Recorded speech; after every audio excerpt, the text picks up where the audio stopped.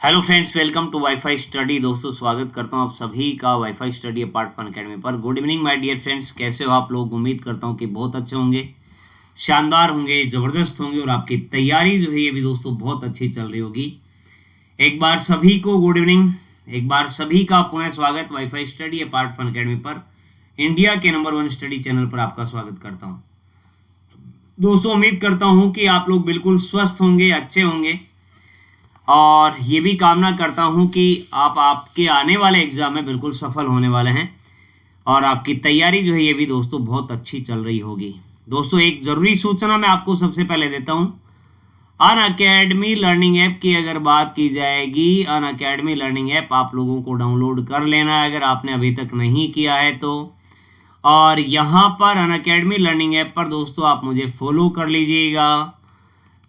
प्रवीण कुमार के नाम से आप सर्च करेंगे तो मेरी इमेज जो है यहाँ पर आपको दिख जाएगी, मेरा प्रोफाइल यहाँ पर दिख जाएगा और यहाँ पर आकर के मुझे फॉलो कर लेना है ताकि मेरे द्वारा अनअकैडमी लर्निंग ऐप पर जो भी फ्री सेशन करवाए जाते हैं ये सारे फ्री सेशन आप लोग आसानी के साथ में देख सकें। यहाँ पर बेहतरीन तरीके से इंडियन हिस्ट्री वाला पार्ट आपको करवाया जा रहा है, मध्यकालीन भारत और राजस्थान हिस्ट्री वाला पार्ट जो आता है ये मैं यहाँ पर आपको करवा रहा हूँ। तो जल्दी से जल्दी आप लोग मुझे यहाँ पर फॉलो कर लीजिएगा। और अन अकेडमी लर्निंग ऐप पर ही आरपीएससी कैटेगरी में दोस्तों मेरे द्वारा जो कोर्स चलाए जा रहे हैं, चाहे वो पुलिस के लिए हो, चाहे पटवार के लिए हो या फिर आप किसी अदर एग्जाम के लिए जीके पढ़ना चाहते हो तो बिल्कुल ये कोर्स ज्वाइन कर सकते हो। और टेट कैटेगरी में रिट के लिए दोस्तों कोर्स चल रहा है, ये कोर्स भी आप लोग ज्वाइन कर सकते हो। और दोस्तों मेरा रेफरल कोड जो है ये है PRAVEEN प्रवीण 11। ये रेफरल कोड आप लोग अप्लाई कर सकते हो जिससे 10% का डिस्काउंट आप लोगों को मेरे प्यारे दोस्तों मिल जाएगा। तो उम्मीद रखूँगा कि यहाँ तक बिल्कुल आपको जो मेरे द्वारा जानकारी जो प्रोवाइड करवाई गई है बिल्कुल आपको अच्छी लगी होगी, सही लगी होगी। अब देखिएगा, आगे हम आज चर्चा करने वाले हैं वैदिक सभ्यता की बात हो रही थी और वैदिक सभ्यता में हम ऋग्वैदिक काल के बारे में चर्चा कर रहे थे मेरे प्यारे दोस्तों। किसके बारे में चर्चा कर रहे थे?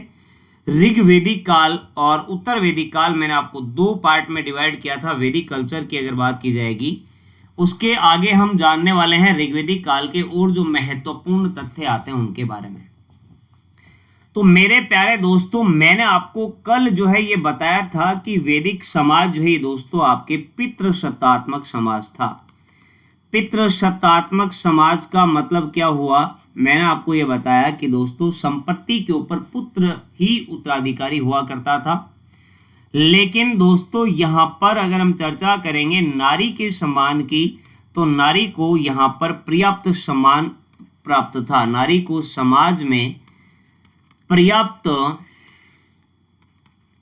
सम्मान प्राप्त था। इस बात को भी आप लोग यहाँ पर ध्यान में रखिएगा क्योंकि मेरे प्यारे दोस्तों नारी जो है ये यहाँ पर जो भी आपके धार्मिक अनुष्ठान जो हुआ करते थे इन धार्मिक अनुष्ठानों में उसके द्वारा पार्टिसिपेट किया जाता था, धार्मिक अनुष्ठानों में भाग लेती थी। नारी के बारे में हम चर्चा यहाँ पर कर रहे हैं। मैंने आपको ये बताया कि समाज में पर्याप्त सम्मान जो है दोस्तों नारी को था। हालांकि यहाँ का समाज पितृसत्तात्मक समाज था। इस बात को भी आप लोग ध्यान में रखिएगा। आगे बढ़ते हैं, बात करते हैं मेरे प्यारे दोस्तों आपके यहाँ पर वर्ण व्यवस्था की अगर बात की जाएगी तो वर्ण व्यवस्था जो है ये दोस्तों आपके जन्म पर आधारित न होकर कर्म के ऊपर आधारित थी। जिस प्रकार वर्तमान संदर्भ में अगर हम देखते हैं एक सेन परिवार में एक सेन बच्चा ही जन्म लेता है, जैन परिवार में जैन बच्चा जन्म लेता है। मैंने एग्जाम्पल के तौर पर आपको बताया, लेकिन उस समय वहां पर वर्ण व्यवस्था जन्म पर आधारित न होकर के कर्म पर आधारित थी। तो यहां पर हम लिख सकते हैं यहां वर्ण व्यवस्था जो है व्यवस्था कर्म पर आधारित थी, कर्म पर आधारित थी, न कि जन्म पर आधारित, न कि जन्म पर। तो मेरा कहने का मतलब आप समझ ही गए होंगे, कर्म पर आधारित वर्ण व्यवस्था जो है ये दोस्तों हमें यहाँ पर देखने को मिलती है। जैसे ऋग्वेद की अगर बात करेंगे, ऋग्वेद में एक ऋषि के द्वारा दोस्तों कहा गया है। क्या कहा गया है? ये कहा गया है कि मैं कवि हूं, एक पोइट हूं, मेरे पिता वैद्य हैं तथा मेरी माता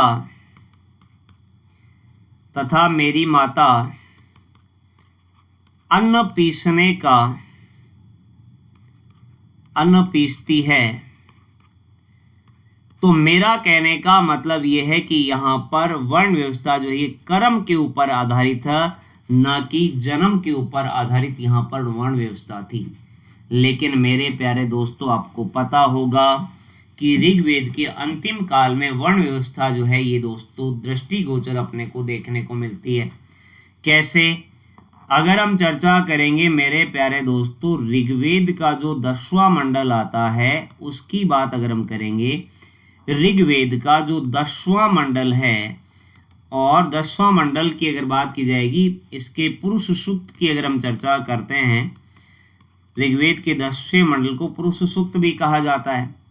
इसमें यह लिखा गया है दोस्तों, अपने को ये जानकारी प्राप्त होती है, मतलब शूद्र शब्द की प्रथम जानकारी, शूद्र शब्द का प्रथम बार उल्लेख जो है ये दोस्तों अपने को ऋग्वेद के 10वें मंडल के पुरुष सूक्त से ही प्राप्त होता है।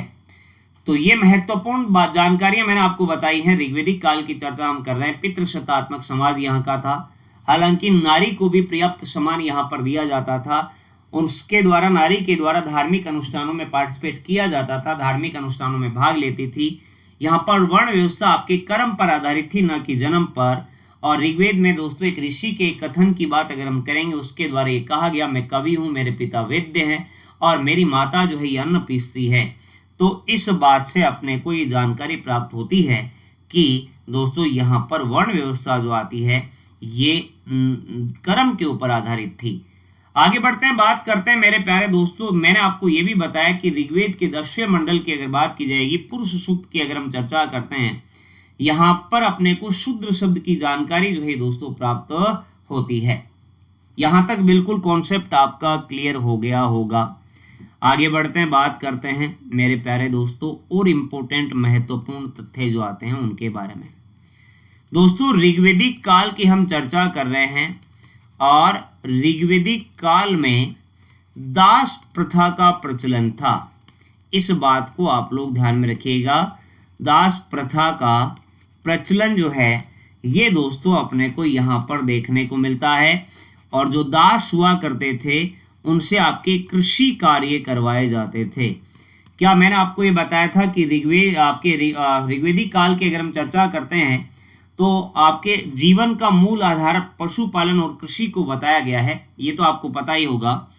तो मेरे प्यारे दोस्तों आपके यहाँ पर दास प्रथा का प्रचलन था और मैंने आपको ये भी बताया कि आपके यहाँ पर दासों से गुलाम जो हुआ करते थे उनसे मेरे प्यारे दोस्तों कृषि का कार्य करवाया जाता था। इस बात को भी आप लोग ध्यान में रखिएगा।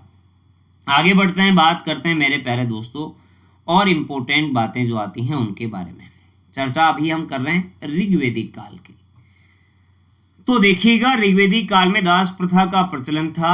इसके अलावा मैंने आपको ये बताया कि दोस्तों आपके यहाँ पर जो है विशेष अवसरों पर अगर हम चर्चा करेंगे तो विशेष अवसरों पर आर्य जो थे ये दोस्तों मांस व मदिरा का सेवन किया करते थे। मांस व मदिरा का सेवन करते थे, सोमरस का सेवन करते थे, ठीक है ना। विशेष अवसर पर, ऐसे नहीं कि अपने यहाँ पर लॉकडाउन खुला और सोमरस लेने के लिए भीड़ हो गई बहुत भयंकर, है ना। समझ गए ना मेरी बात। विशेष अवसर जब हुआ करता था तब वे इसका सेवन जो है दोस्तों आपके यहाँ पर किया करते थे। इस बात को भी आप लोग ध्यान में रखिएगा। आगे बढ़ते हैं, बात करते हैं दोस्तों इसी समय अनुलोम व प्रतिलोम विवाह का प्रचलन यहाँ पर अपने को देखने को मिलता है। मतलब उच्च कुल का निम्न कुल में विवाह और निम्न कुल का उच्च कुल के साथ में वैवाहिक संबंध, अनुलोम और प्रतिलोम विवाह जो है ये दोस्तों अपने को देखने को मिलता है। लेकिन अगर हम चर्चा करेंगे बाल विवाह और सती प्रथा जो आती है उसका उल्लेख अपने को नहीं मिलता है। बाल विवाह व सती प्रथा, बाल विवाह व सती प्रथा का उल्लेख नहीं मिलता है। कहाँ पर हम चर्चा कर रहे हैं मेरे प्यारे दोस्तों, ऋग्वेदिक काल के बारे में। यहाँ पर हमें बाल विवाह और सती प्रथा का उल्लेख जो है ये दोस्तों प्राप्त नहीं होता है। और दोस्तों एक बात और, आजीवन विवाह न करने वाली महिला की अगर बात की जाएगी, आजीवन विवाह न करने वाली महिला जो है उसको दोस्तों कहा जाता था क्या? अमाजू कहते थे। क्या कहते थे? अमाजू। ध्यान में रखिएगा, आजीवन न विवाह करने वाली महिला को अमाजू कहा जाता था। तथा साथ में हम ऐसा भी कह सकते हैं कि दोस्तों यहाँ पर पुनर्विवाह जो है ये दोस्तों प्रचलन था। पुनर्विवाह का प्रचलन अपने को देखने को मिलता है। तो ये भी साथ में आप लोग बात ध्यान में रख सकते हो। मैंने आपको बताया पुनर्विवाह की बात हम यहाँ पर कर रहे हैं। पुनर्विवाह का प्रचलन जो है ये हमें देखने को मिलता है। ध्यान में रखिएगा इस बात को भी। आगे बढ़ते हैं, बात करते हैं मेरे प्यारे दोस्तों। यहाँ तक मामला आपका बिल्कुल क्लियर हो गया होगा, कोई दिक्कत आपको यहाँ पर दिक्कत यहाँ तक नहीं होगी। आगे बढ़ते हैं, बात करते हैं मेरे प्यारे दोस्तों, महिलाओं की शिक्षा की अगर बात करेंगे तो महिलाओं को शिक्षा लेने का अधिकार यहाँ पर था, क्योंकि हमें ये जानकारी प्राप्त होती है ऋग्वेद के 8वें मंडल में दोस्तों आपके कुछ विदुषी स्त्रियों का वर्णन जो है दोस्तों किया गया। जैसे लोपामुद्रा की बात करें, जैसे अपाला, घोषा, सिक्ता, सची, काक्षावर्ती, इंद्राणी, ये जो आती हैं ये दोस्तों इस काल के ऋग्वेदिक काल की प्रमुख विदुषी स्त्रियां हुई हैं, जिससे हमें ये ज्ञान प्राप्त होता है कि इस काल में महिलाओं को शिक्षा प्राप्त करने का अधिकार प्राप्त था। तो यहाँ पर अगर हम बात करेंगे एजुकेशन की चर्चा हम यहाँ पर कर रहे हैं। शिक्षा आपके गुरुकुल में दी जाती थी और गुरुकुल में दोस्तों आपके मौखिक रूप से दी जाती थी। शिक्षा की चर्चा हम यहाँ पर कर रहे हैं। तो मैंने कहा गुरुकुल में मौखिक रूप में शिक्षा यहाँ पर प्रदान की जाती थी और महिलाओं को शिक्षा प्राप्त करने का अधिकार था। ऋग्वेदिक काल की चर्चा हम यहाँ पर कर रहे हैं। इसका वर्णन जो है ये दोस्तों हम लिख सकते हैं। इसका वर्णन दोस्तों अपने को कहाँ से मिलता है? ऋग्वेद की बात हम कर रहे हैं और ऋग्वेद का कौन सा मंडल? 8वां मंडल जो आता है उसकी चर्चा हम यहाँ पर कर रहे हैं। 8वें मंडल में अगर हम चर्चा करेंगे मेरे प्यारे दोस्तों, लोपामुद्रा काफ़ी प्रमुख विदुषी स्त्री हुई है ये। लोपामुद्रा के अलावा दोस्तों हम चर्चा कर सकते हैं अपाला के अलावा दोस्तों प्रमुख विदुषी आती है यहाँ पर घोषा, एक आती है इसका नाम आता है सिक्ता और एक आती है दोस्तों आपके यहाँ पर आत्रेय, या फिर हम काक्षावर्ती की बात अगर हम करेंगे, काक्षावर्ती आदि विदुषी स्त्रियों की बात अगर की जाएगी, आदि विदुषी स्त्रियों का उल्लेख जो है ये हमें देखने को मिलता है। तो मेरे प्यारे दोस्तों, शिक्षा गुरुकुल में मौखिक रूप से प्रदान की जाती थी।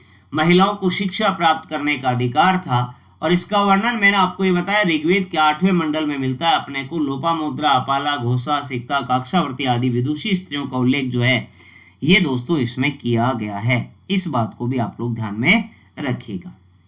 यहां तक मामला बिल्कुल आपका सेट हुआ होगा, कॉन्सेप्ट आपका बिल्कुल क्लियर हुआ होगा। आगे बढ़ते हैं, बात करते हैं और क्या क्या महत्वपूर्ण विशेषताएं आती है ऋग्वेदिक काल की। तो मेरे प्यारे दोस्तों, ऋग्वेदिक काल का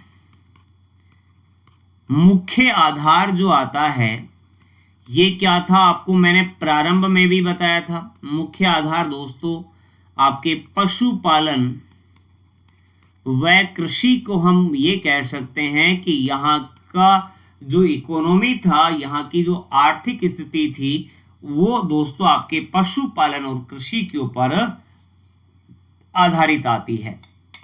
आगे बढ़ते हैं, बात करते हैं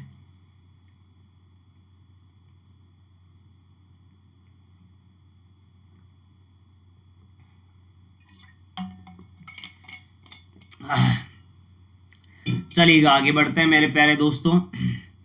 तो यहां पर मैंने बताया कि मुख्य आधार पशुपालन व कृषि। अब पशुओं में गाय सबसे महत्वपूर्ण पशु था। गाय सबसे महत्वपूर्ण पशु, अपने को यहाँ पर इसके बारे में जानकारी मिलती है। क्यों? क्योंकि गाय जो है ये इसको वस्तु विनिमय का साधन माना गया है।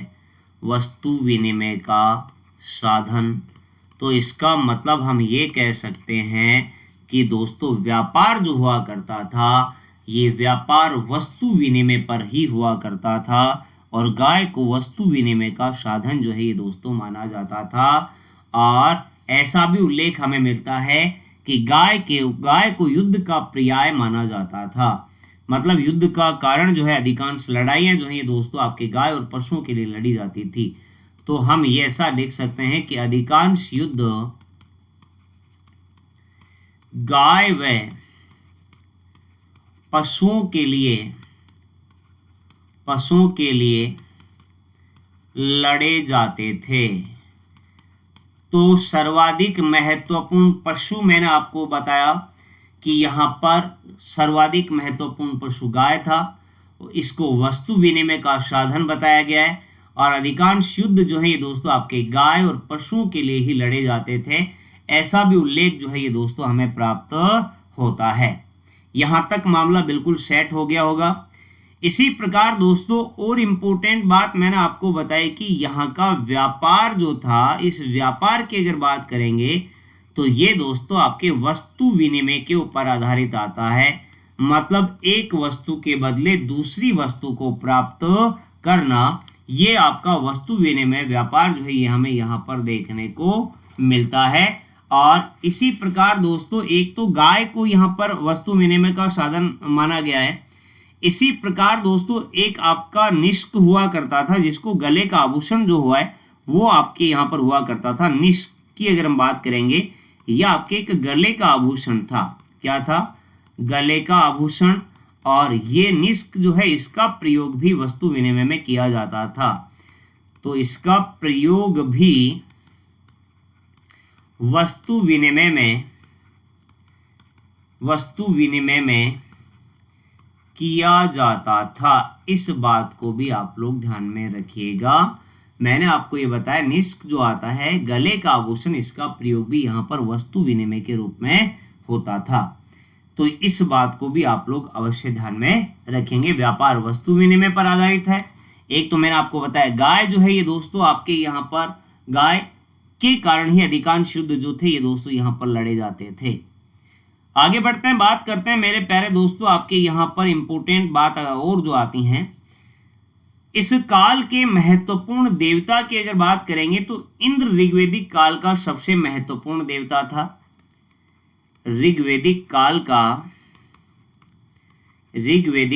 का सबसे महत्वपूर्ण देवता जो आता है, अगर आपसे ये पूछ लिया जाए तो सबसे महत्वपूर्ण देवता कौन था?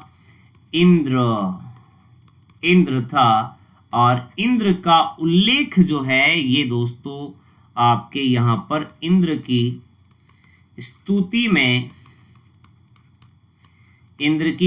में 250 सूक्त जो हैं ये हमें देखने को मिलते हैं। 250 सूक्त, 250 सूक्त जो हैं ये दोस्तों अपने को देखने को मिलते हैं। किसमें? ऋग्वेद के दूसरे मंडल की अगर बात की जाएगी तो ऋग्वेद के दूसरे मंडल में 250 सूक्त जो हैं ये दोस्तों हमें देखने को मिलते हैं। तो उम्मीद करूंगा दोस्तों ऋग्वेदिक काल की जो भी महत्वपूर्ण जानकारियां मेरे द्वारा यहाँ पर आपको प्रोवाइड करवाई गई हैं ये आपको बहुत अच्छी लगी होंगी, आपको समझ में आया होगा, आपका कॉन्सेप्ट भी दोस्तों क्लियर हुआ होगा। तो ये महत्वपूर्ण बातें आपके ऋग्वेदिक काल से संबंधित आती हैं। दोस्तों मेरा ये टेलीग्राम ग्रुप है जिसका लिंक आपके सामने है। अगर आप मेरे टेलीग्राम ग्रुप से जुड़ना चाहते हैं तो बिल्कुल यहाँ पर आप जुड़ सकते हो। अगर कोई भी दिक्कत समस्या प्रॉब्लम रहती है तो आप मेरे के साथ शेयर कर सकते हो। साथ में ही अनअकैडमी लर्निंग ऐप पर आप सब्सक्रिप्शन अगर लेना चाहते हैं तो उसके लिए अनअकैडमी लर्निंग ऐप डाउनलोड करना पड़ेगा। फिर आपको आपका गोल जो है, लक्ष्य जो है उसका चुनाव करना पड़ेगा कि आप आरपीएससी में तैयारी करना चाहते हैं या फिर यूपीएससी के लिए कर रहे हैं, बैंक के लिए कर रहे हैं या फिर एसएससी के लिए। उस गोल को चूज कीजिएगा और फिर दोस्तों उसमें आप सब्सक्रिप्शन ले सकते हैं 1 month, 3 month, 6 month, 12 month, 24 month, जैसी आपकी इच्छा है। जितने दिन तक आप प्रिपरेशन करना चाहते हैं उतने मंथ आप सेलेक्ट कर सकते हैं। फिर आपसे पूछता है एंटर रेफरल कोड, तब वहां पर मेरा रेफरल कोड जो है PRAVWN प्रवीण 11 मेरा रेफरल कोड है। ये अगर आप लिख करके अप्लाई करेंगे तो 10% का डिस्काउंट आप लोगों को अवश्य मिल जाएगा। साथ में ही वाईफाई स्टडी बैंक एग्जाम्स और वाईफाई स्टडी एसएससी एग्जाम्स दोस्तों हमारे नए चैनल हैं। अगर आप बैंक की प्रिपरेशन स्पेशली रूप से करना चाहते हैं तो इस चैनल को आप अवश्य सब्सक्राइब कर सकते हैं। और एसएससी की प्रिपरेशन के लिए सेपरेट ये वाईफाई स्टडी एसएससी एग्जाम नया चैनल है, इसको भी आप लोग सब्सक्राइब कर सकते हैं। दोनों के लिंक आपको डिस्क्रिप्शन में मिल जाएंगे। अनअकैडमी 7 मिनट 7 ट्रिक्स, ये भी काफ़ी महत्वपूर्ण इंपॉर्टेंट मतलब ज़बरदस्त शानदार एक धमाका आप लोगों के लिए। इसको भी आप लोग आज ही सब्सक्राइब कर लीजिएगा मेरे प्यारे मित्रों। तो ये थी दोस्तों आज की महत्वपूर्ण क्लास, आज का महत्वपूर्ण सेशन। उम्मीद करूंगा कि दोस्तों सेशन जो रहा ये आप लोगों को अच्छा लगा होगा, मज़ा आया होगा पढ़ करके। लाइक ज़रूर कर दीजिएगा, ज़्यादा से ज़्यादा इसको शेयर कर दीजिएगा। और चैनल पे नए हो, आपने अभी तक इसको सब्सक्राइब नहीं कर रखा है तो वो भी कर लीजिएगा। बाकी की बात हम अगले सेशन में करेंगे, कल करेंगे। तब तक के लिए bye bye and take care. आप लोग अपना ख्याल रखना। Thank you so much.